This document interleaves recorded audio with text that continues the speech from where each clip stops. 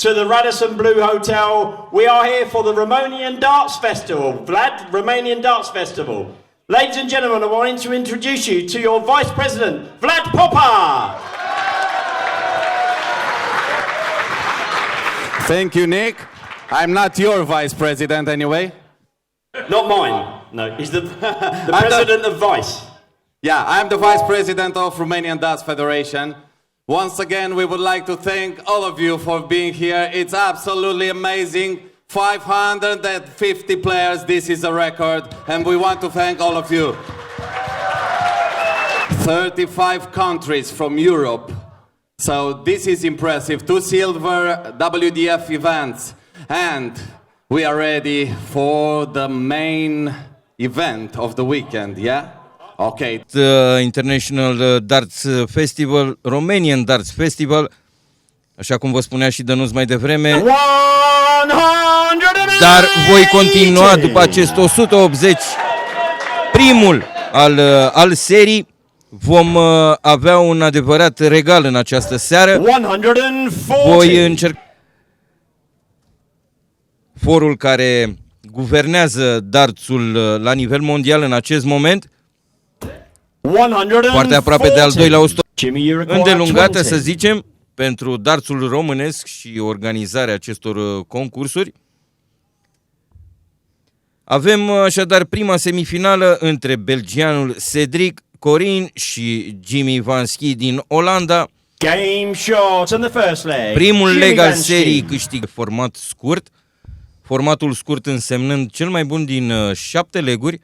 Să vă spunem că pentru cele 2 turnee organizate în acest weekend s-au prezentat numai puțin de 550 de jucători. Un record pentru turneele organizate la noi. 140. Jimmy, you require 160. Gândește-te la ski. Ski, exact, oricum. Game shot in the second leg. Și se pare că Jimmy a prins o distanță destul de mare. Acest joc, cum se punctează cu fiecare săgeată, sunt din nou rapizi acești olandezi, așa cum ne-au obișnuit. Și foarte constant Jimmy, 100, 100, 100 și deja cu această mână cu siguranță va intra în secțiunea de închidere. 139 a rămas într-un confortabil 62, iar Cedric trebuie să apese clar pedala de accelerație ca să poată să-i pună probleme acestui jucător din țările de jos care a mers ca o locomotivă constantă, a trecut și de loții și acum se află în semifinală și în felul în care... pentru Jimmy și pentru 3-0. Jimmy Vansky. Vă spuneam, dublu 10 pentru Jimmy și pentru a ajunge în finală, iar Jimmy Vansky se pare că este primul finalist. Prima săgeată ajunge exact acolo unde are nevoie. O medie de 84 de puncte pe aruncare de 3 săgeți, o medie foarte, foarte bună. Așadar s-a jucat în sală, am avut și un 9-darter al lui Mark Graham, galezul Alexander, you require 52. Prima apariție la bord a lui Alexander Merckx cu siguranță a fost una foarte bună deja. Este în închidere, a ajuns în 8, un loc ce îl duce fără îndoială la campionatul mondial. 180. Gary Blackwood. Romanian Darts Festival este unul din primele evenimente de darts de pe scena internațională și de cele mai multe ori este o rampă. Momentul regional al Europei de Est, Laszlo Kadar conduce pe locul 1. 171. Ce vizită la bord, 171 și a rămas într-o închidere. Presiunea este foarte mare pe Gary, dar dintr-o săgeată reușește să închidă, să legaleze pe aruncarea sa pe Alexander Merckx, care este de o forță incredibilă acest jucător din țările de jos. Adună punctele celor 3 săgeți și apoi se scad din totalul rămas. 180 180 și pentru Alexander Merckx. turneu de Alexander, you darts require 32. mare se întâmplă așa ceva. Game shot in the third leg. Lakeside transmis live integral. Avem în fiecare săptămână Modus Darts Series, 127. Modus amatorilor, Alexander, you require iar 90. datorită difuzării pe Sport Extra, anunțăm că s-au înscris peste 70 Game shot in the fourth de leg. jucători care Alexander vor să ia pe Merckx. drumul dartsului de la Romanian Darts Festival. amatori însemnând jucători ce practic acest 140. joc, fie din jucătorii din campionatul național ce au pretenții deja, dar puteți deveni jucători cu pretenții la 140. rândul dumneavoastră. Acum cu siguranță va intra în secvența de închidere. 177 de puncte au mai rămas pentru el. 121. 102. Alexander, you A avut un require marker 4. foarte bun pus cu cea de-a doua săgeată, dar din păcate nu și-a găsit locul în dublă. Să vedem dacă Blochează un Alexander Game, reușește, shot. reușește. And the match. Alexander Merckx Merckx. așadar se află în finală, unde îl va întâlni pe Jimmy Vansky. Practic a avut noroc, a ajuns în finală, Ladies and gentlemen, fiindcă Gary Blackwood. m-am vins pe mine în turul 4. And into your Romanian Classic final from the Netherlands, Alexander Merckx. O să avem Îi cunoaște, i-a studiat trecutul și palmaresul. este într-adevăr un jucător 140. Kovac cu ex-Italia și hai să vedem Game această shot in închidere. the first leg. Se pare Patrick că Patrick Kovac. Kovac Second leg is Mike throwing debutează. first. Iar Mike Gillett locul 29. De menționat că 123. Patrick, you require 70. 17 la Mike, you require Supermodus, 48. Când Neil Duff se pune pe joc, se pune fără doar și Patrick poate... gratează dubla pentru 2-0. Game shot in the second leg. Iar Mike Gillett. îl pedepsește mediile lui Mike pe acest turneu au fost mai mici decât ale lui Patrick. 134. Așadar vine cu un plus atât de altfel. Patrick, you require Și 50. totuși destul de comună în dartsul electronic, acolo unde se joacă pe ținte electronice cu săgeți cu vârf din plastic. Dublu 10 pentru Patrick ca să câștige pe aruncarea Game sa shot in the și third leg. reușește Patrick cu... Kovac. Reușește Fourth Patrick. leg, it's Mike 2-1. throwing first.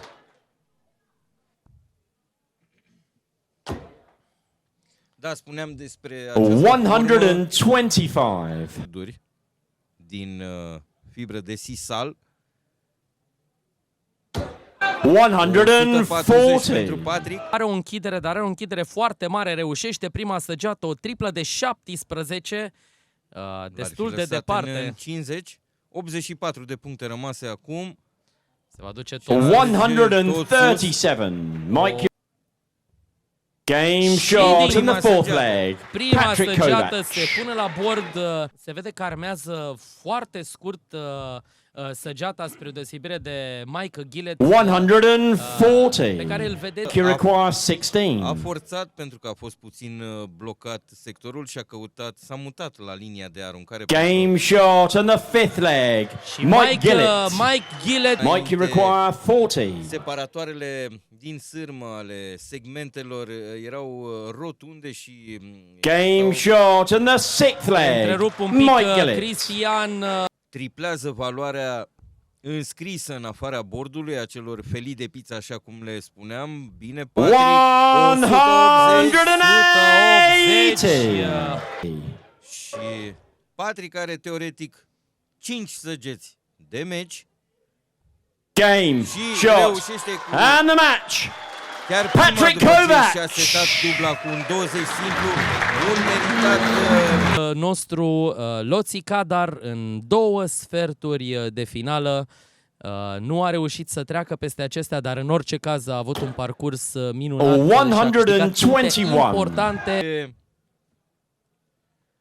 pare să fie totuși complexat. 135. Acest Alexander, you cea require de-a 8. doua, tot triplu 20 și Game shot in the first leg. Între timp, Alexander Merckx. închide Copleșit de vibrația scenei. Iar 140. Alexander, you Are require ocazia de a face 42. un break. 42, dubla de 16. Game pe shot care in the o second leg. reușește pe Alexander nerăsuflate. Merckx. Între el și jucătorul din țările de jos, jucătorul neerlandez. Eu aș zice că șansele de a învinge un 140. jucător fără experiență este să capi cu experiență la un moment dat. Un jucător cu experiență, da, cu siguranță. 136. Zona de 60. închidere, de asemenea, acest scor se poate închide din 3 săgeți. 134. Dar nu atât Tommy de require ușor, practic 164. tripla de 20, tripla de 18 și respectiv bulul roșu reușește Prima tripla săgeată de reușită. 20. Hai să vedem tripla de 18, o Reușită. reușește. Bul roșu 139. Cât de aproape și Alexander, cât de you frumos ar require fi fost pentru el, 26. moral să aibă aplaudat de către spectatori. Game pentru shot efortul in the său third și leg. Alexander Din nou cu Merckx. prima șansă Alexander Fourth leg, Merckx, it's Tom to throw first. închide. Game on. Nici nu știu dacă putem să spunem că este vorba de o pedeapsă. A jucat foarte bine Tom Alice, cel puțin acum pe final. Un 180 acum ar relansa cel puțin, 140. în percepția în acest meci de a închide o nouă triplă de 20, 60 de puncte. 120 de puncte, 135. un scor Mai bun din 7 leguri. Asta înseamnă că sunt foarte, foarte rapide meciurile. 136.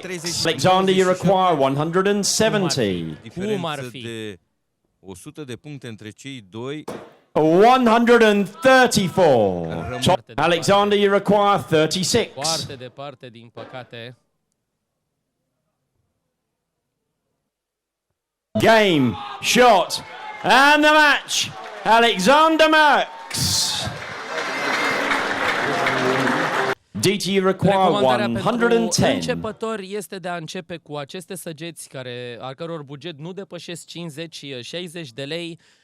Să arunce foarte multe săgeți la bord ca să-și dea seama de ce tip de greutate sau de ce tip de grip au nevoie pentru a trece la o altă clasă superioară a Game săgeților. shot in the first leg. Dieter Hedman. De la Lakeside, care e destul de vulcanică, pătimașă, Da. scoțianca.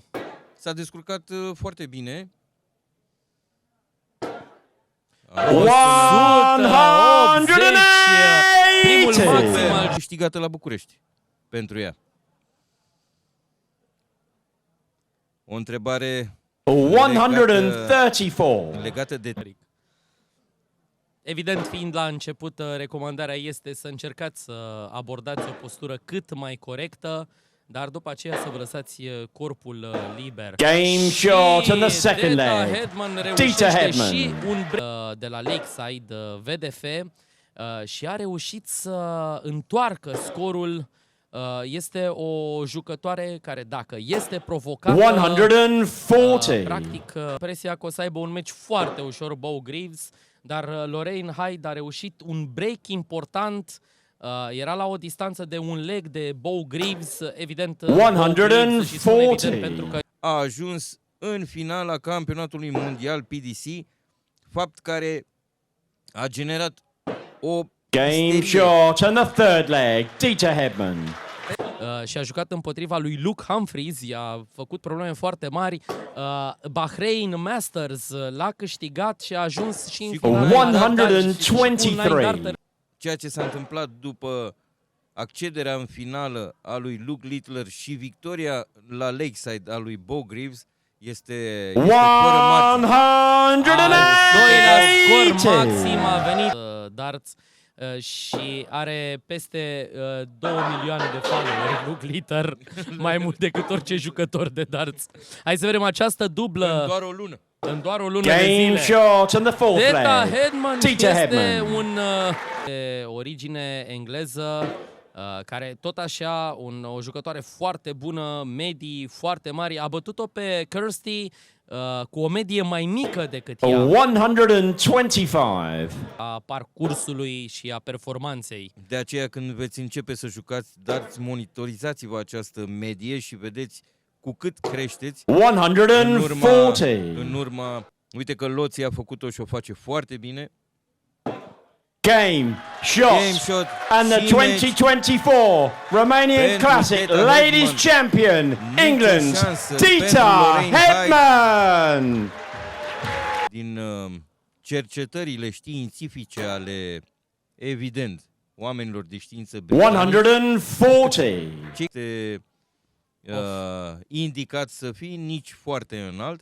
Cu toate astea, 180.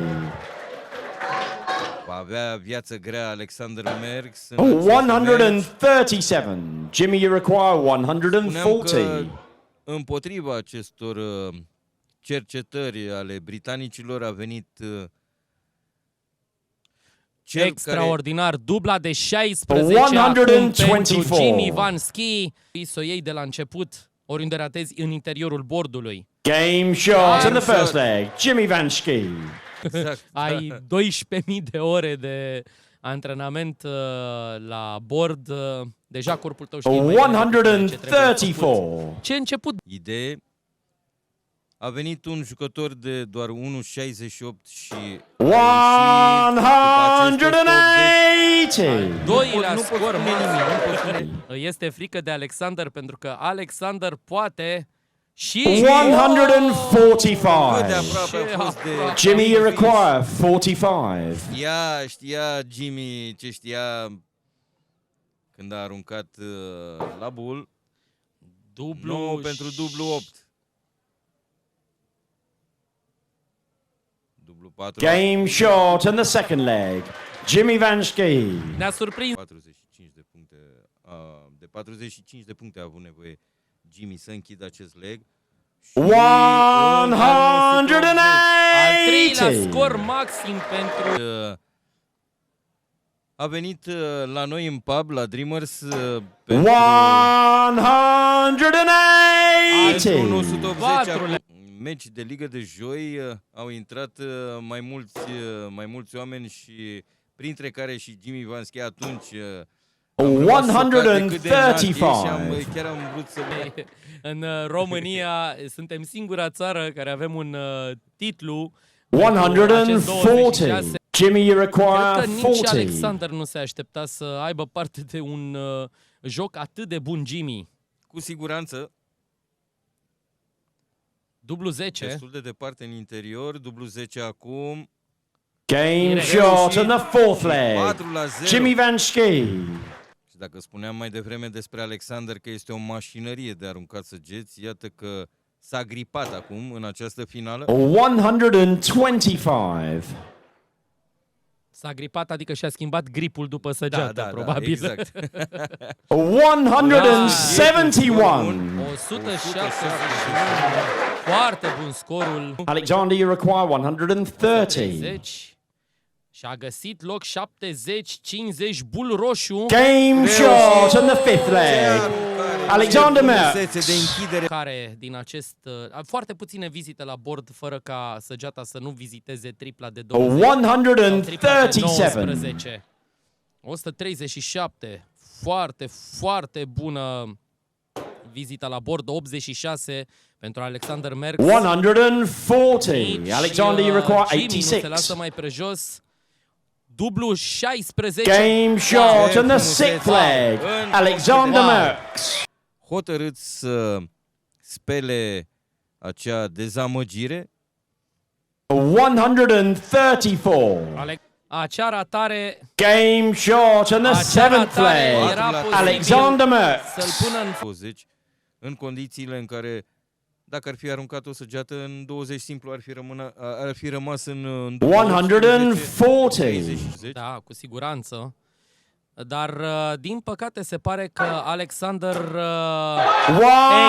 vreau să spun, din păcate, Nu mai spui, nu mai încep cu din... Alexander, you require 41. Alexander, să-l vedem 9, dublu 16, suntem Game Oh, oh! shot in the eighth leg. Alexander Ce meci Merckx. frumos. La dublu 20. Uite că a reușit și a revenit și este 4 egal. 100 de puncte Jimmy, 100 de puncte Alexander, Jimmy acum 140. Alexander are ghinion. 120. Reușește un... Practic nu stau cu spatele la jucători la scenă, stau lipiți de acel monitor. Dublu 12 pentru Jimmy și titlul de campion Romanian Classic. 120. You require 24. 3 săgeți Jimmy Vanski. Cât să mai rateze săgeți de meci? Una. Pic departe. A doua Dublu ratată, 6. dublu 6 acum.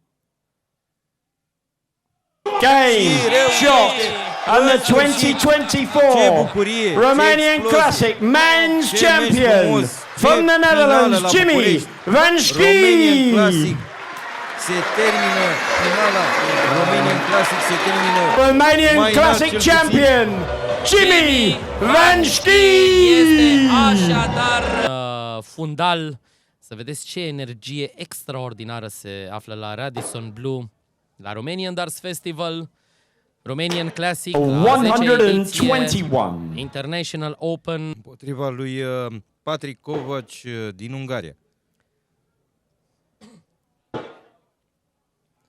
Cu cine ții, Cristian? Game shot in the first leg. Dieter După Hedman. această mondială la 18 ani, pentru că l-avem pe Luke Littler și pentru că o avem și pe Deta Hedman la 64 de ani, deci vă puteți apuca la absolut orice vârstă, atât cât simțiți 140. plăcerea If you jocului. require Și 10. evident, să uitați de probleme, pentru că eu Game atunci când mă shot in the așez, second leg. după Eve ce Watson. vom spune că Gămine, co-prezentatorul care își arată... Daniel Racoveanu, 140.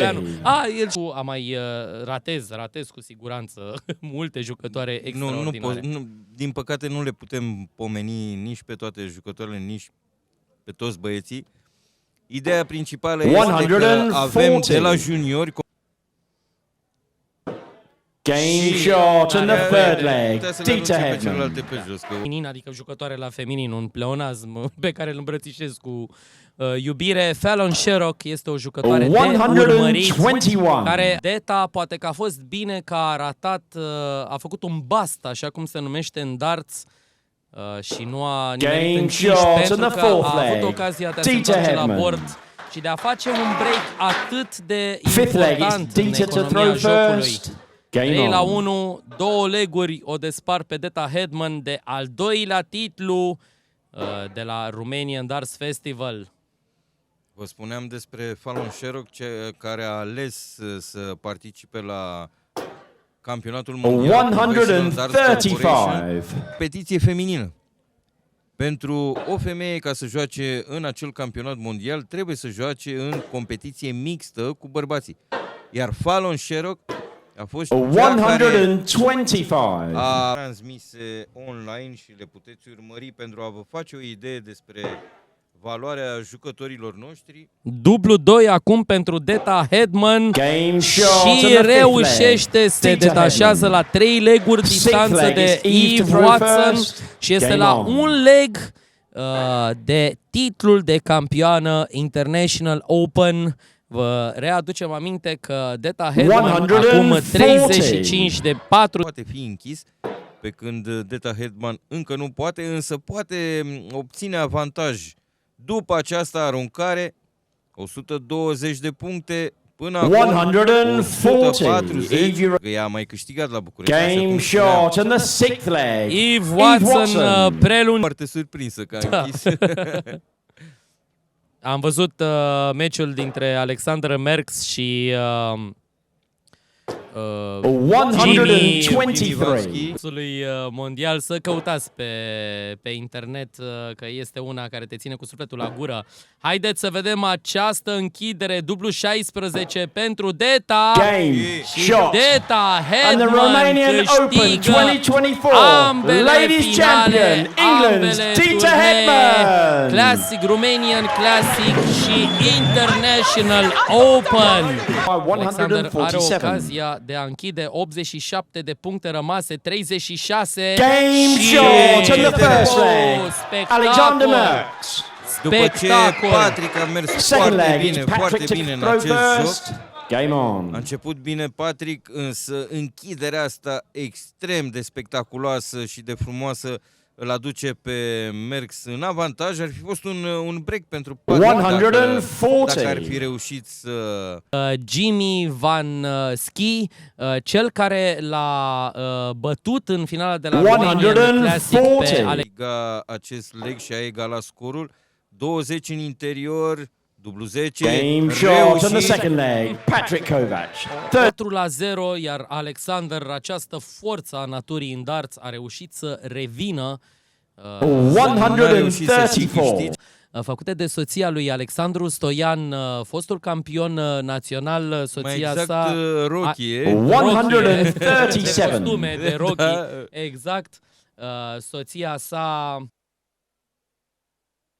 Andreea Stoian. 134. V-am spus, este Alexander, you require combinând 164. practic pasiunile celor doi. Game shot in the third Ce leg. închidere, ce Alexander închidere, Merckx. din nou. de 86, ai emoții că e posibil să pierzi. 137. Lui Alexander. Dublu 16 pentru Alexander. Game Și shot in cu the a fourth treia leg. săgeată Alexander reușește. În cei mai buni 16 jucători, Merckx o medie de 86. 121.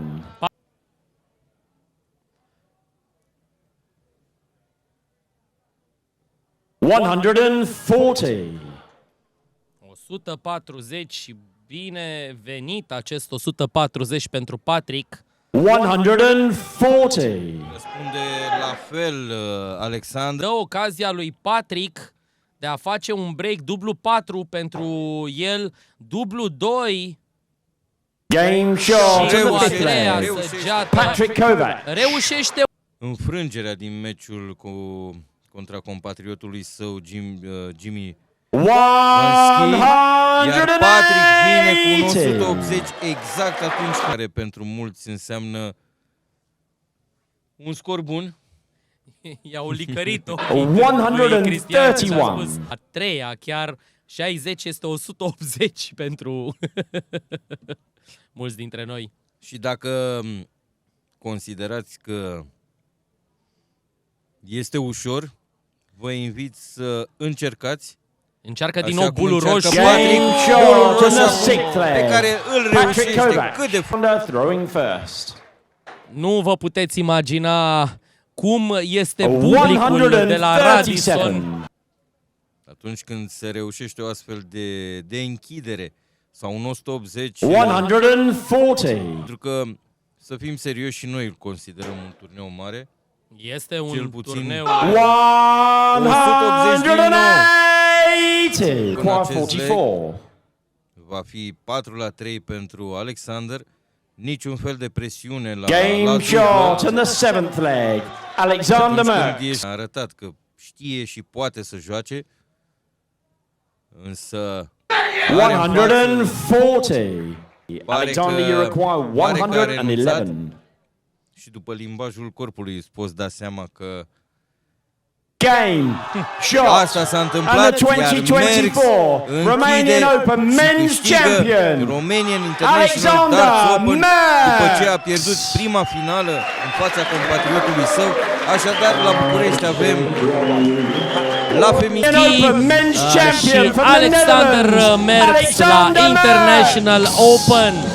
Așadar, dragilor, pentru că ne copleșește muzica din sala de la Radisson Blu, intrați pe Federația Română de Darts pe site, pe Facebook, intrați pe playdarts.ro, urmăriți Sport Extra, pentru că în fiecare săptămână o să aveți parte de darts la cea mai bună calitate. Le spunem felicitări din suflet Federației Române de Darts și tuturor organizatorilor, cât și voluntarilor. Cristian, te rog. A fost un weekend lung, a fost un weekend frumos, a fost tot ce ne-am dorit. 550 de jucători, cu siguranță vestea se va duce mai departe și garantez că în 2025 vom avea și mai mulți jucători aici. Cu asta vă spunem la revedere. Am fost pentru dumneavoastră Cristian Cimpoca și Dan Codreanu și să vă meargă drept la țintă.